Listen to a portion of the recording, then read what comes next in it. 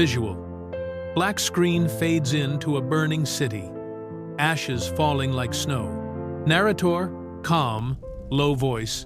On a cold night in February 1945, the heart of Europe caught fire. Not because of vengeance or victory, but because war had forgotten what it was fighting for. Sound. Distant siren. The faint crying of a child. Within just a few hours, one of the most beautiful cities in the world, a city of music, art, and dreams, was erased from the map. Visual. Aerial footage of Dresden before and after the bombing. Tens of thousands vanished into the flames, their names lost beneath the ashes of history. This is not just a story about destruction. It's a story about what happens when humanity burns brighter than mercy. Text on screen fades in. The night Dresden burned.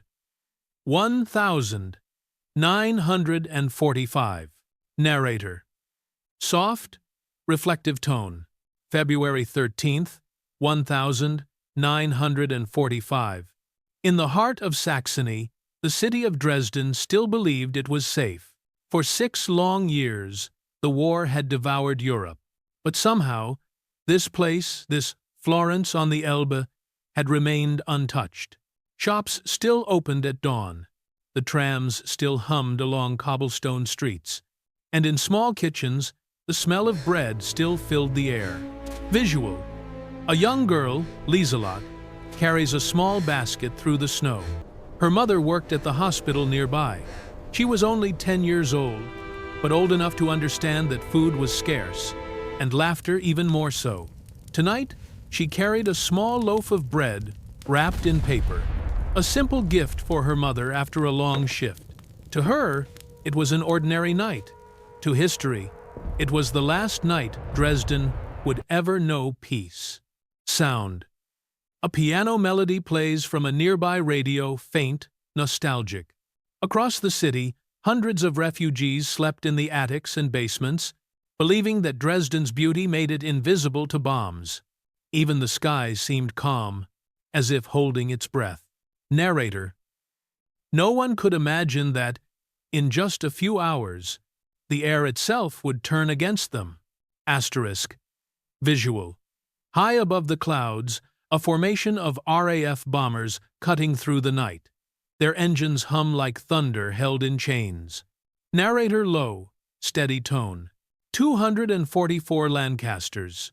9 Mosquitoes. Their destination, a city that had no anti-aircraft guns, no fighter planes, and no warning. At 10:03 p.m., the first wave crosses into German airspace. Below, the sleeping citizens of Dresden see nothing. No sirens, no alarms. Only the distant hum of engines, mistaken for thunder. Visual. Inside one of the bombers, a young British gunner checks his watch, his hand trembling slightly. Target. Dresden. Marked by green flares. Those are the only words on his mission sheet. He doesn't know that 200,000 civilians are sleeping below.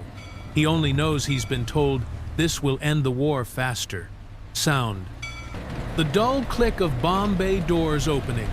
At 10:13 p.m., the first markers fall. Bright green flames bursting across the city center. The RAF Pathfinders have painted a perfect target. Visual. On the ground, Lieselotte looks up from her window. The sky is shimmering with strange emerald light. Her mother rushes in, pulling her toward the shelter.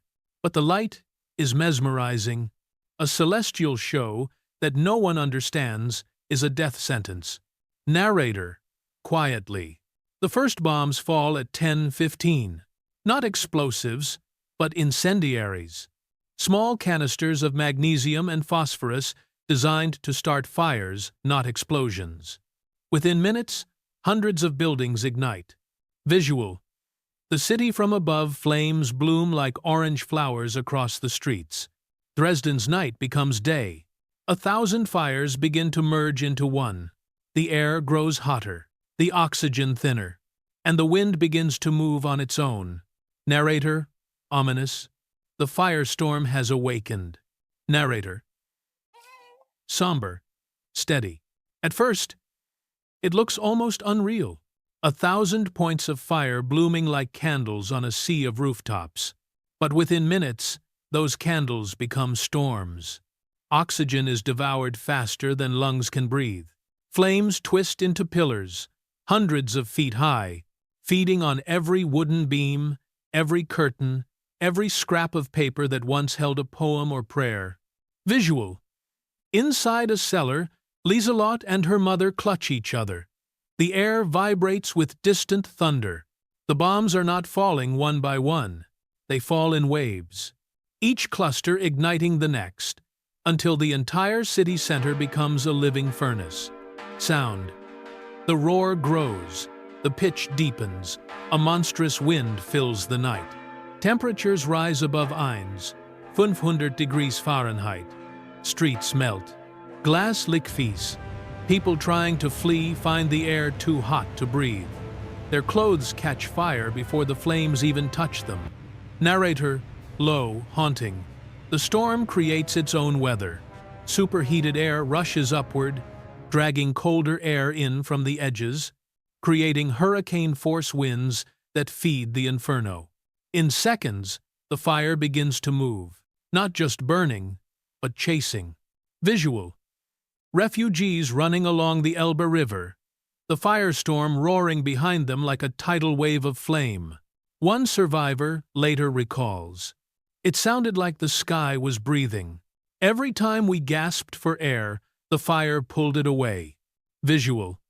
Inside the hospital, nurses try to carry patients out as ceilings collapse in showers of sparks. Dresden's medieval heart, the Frauenkirche, the Zwinger Palace, the art museums, disappear in minutes. Centuries of culture, erased in one night of wind and fire. Narrator pause. By midnight, the city is no longer a city. It is a single flame, visible from 200 miles away. Narrator soft. Heavy tone. Midnight. The firestorm has consumed everything. Dresden is no longer a city. It is a breathing creature made of flame and ash. In the cellars, families press themselves against the cold earth walls, hoping the fire will pass them by. But the air is gone. Each breath brings smoke, heat, and silence. Asterisk visual. A father breaks open a basement window, screaming for air. A sudden gust of flame answers. The wind howls like a living thing. A monstrous vacuum that drags doors off hinges, sucks people into the streets, and feeds them to the inferno. Narrator. Those who run for the river find another kind of death. The Elbe, once a silver ribbon through the city, now boils. Bodies float not as corpses, but as blackened silhouettes, people who leapt into the water seeking salvation, only to find it burning too. Asterisk visual. Lieselotte and her mother clutch each other behind a wall as the flames draw closer. The glow flickers on their faces. Her mother whispers, "If I fall, don't stop running." But there is nowhere left to run. At 1:30 a.m., the second wave begins. More bombers, more fire. Everything that still stands is targeted again.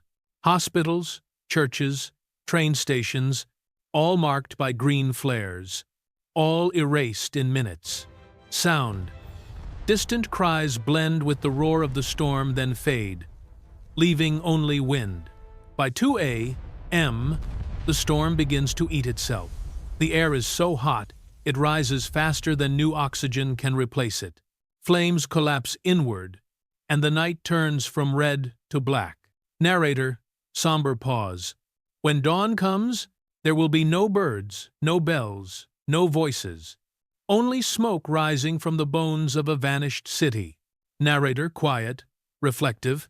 Dawn breaks over Dresden, but the sun does not rise. It struggles through a ceiling of smoke and dust, casting a sickly orange light on what remains. Where streets once wound between Baroque facades, there are only blackened paths through mountains of debris. The air smells of burned wood, melted metal, and something worse, the unmistakable scent of human ash. Visual. A survivor stumbles through the ruins, clothes torn, eyes blank. He carries a child's shoe in his hand. No one speaks. Those who live move like ghosts, searching for names among the dead. Mothers wander through the rubble, calling for children who will never answer. Visual. Lieselotte, covered in soot, crawls from a collapsed shelter. Her small hands tremble as she touches the ground still warm. She does not cry. She cannot. Tears have no place left to fall in a world made of dust. At the city center, the Frauenkirche still stands, its dome cracked but unbroken, a dark silhouette against the rising smoke. Inside, hundreds of people who sought refuge there are gone, reduced to shadows burned into the stone. Narrator, softly. Rescue workers arrive hours later, It's all right. their boots sinking into ash You're gonna be 3 okay. feet Just stay deep. quiet now. They carry no stretchers, only shovels and silence. One fireman writes in his journal, "We did not walk through a city. We walked through a graveyard where the earth itself was still burning." Visual. The camera pans out vast ruins stretching to the horizon, the Elbe River winding through like a scar. By noon, the fires are still smoldering, but the sound of planes has returned. The third wave is coming. Narrator, pause. For Dresden's survivors, there will be no time to mourn, only time to run again. Narrator low, urgent tone. No sooner had the first light pierced the ash than the sky darkened again. Planes returned larger, faster, and carrying death in every belly. 200 bombers streak across the horizon, engines screaming like predators. The firestorm from the night before had left the city weakened, exposed, its streets crisscrossed with debris, its citizens trapped between ash and sky. Visual. A man lifts a burned tarp from a collapsed building. Beneath, he finds neighbors who did not survive the night. Rescue efforts falter immediately. Rubble collapses underfoot. Water mains have burst, leaving hoses dry. Firefighters, exhausted and scorched, can do nothing against flames that leap like living creatures. Narrator, somber, slow. The bombs fall in precise patterns, targeting hospitals, schools, and shelters. Civilians who survived the first wave are now caught in a trap, unable to flee, unable to hide. Visual. Lieselotte and a small group of children scramble across the street, smoke burning their lungs. One by one, buildings ignite again, sending walls crashing down, turning safe havens into ovens. Sound. Distant explosions echo like drumbeats. Screams fade into the roar of fire. The second wave is worse than the first. Temperatures rise higher than anyone imagined possible. Concrete cracks, steel bends, and the wind feeds the flames with terrifying speed. Narrator pause. In just 2 hours, the remaining population is pushed into the streets, huddled along the Elbe, hoping the river might save them. But the water is tainted with ash and scalding debris. Those who jump in find death in its currents. Visual. A father shields his daughter as a flaming beam falls nearby. The frame freezes for a moment, a tableau of desperation. By late afternoon, the second wave ends. Dresden is unrecognizable, a hollowed city of smoke, fire, and charred remnants of human life. Narrator, low, echoing. Survivors move among shadows, counting bodies and belongings, wondering how one night and one day could erase centuries. Visual. Drone-like aerial shot pans over the city streets, vanish under the rubble. The Elbe choked with debris. And yet, above it all, the planes still circle. The war has not yet finished with Dresden. Narrator. Quiet, reflective tone. Dresden has survived the night and the day. But what remains is a hollow echo of its former self. Where once laughter filled the courtyards, there is now silence. Where markets thrived, there is only ash. The city's heart, burned to cinders, beats no more. Asterisk visual.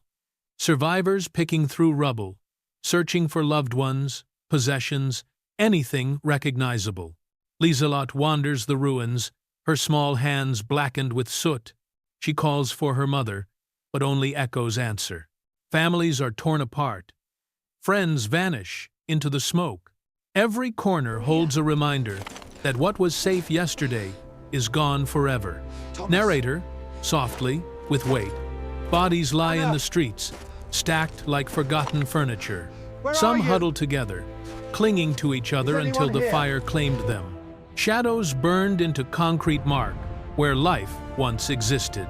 Visual. A burned library, charred books, drift in the wind like ash snow. Centuries of knowledge and culture, stories of art, love, and history are reduced to fine gray powder that dances over the ruins. Narrator, pause.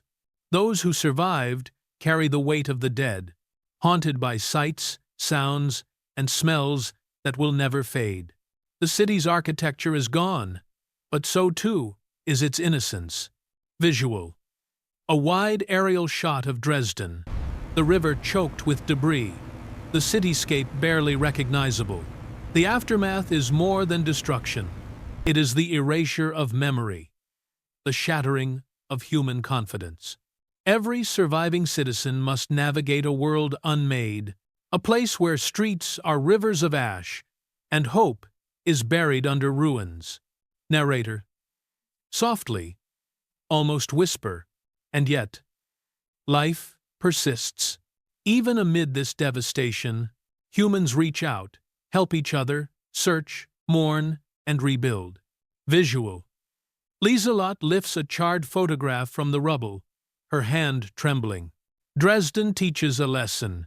War does not end with the last bomb. Its echoes linger in the souls of the living, and in the memory of those who can tell the story.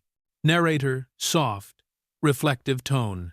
Decades have passed since Dresden burned, yet the memory of that night remains etched into the hearts of survivors.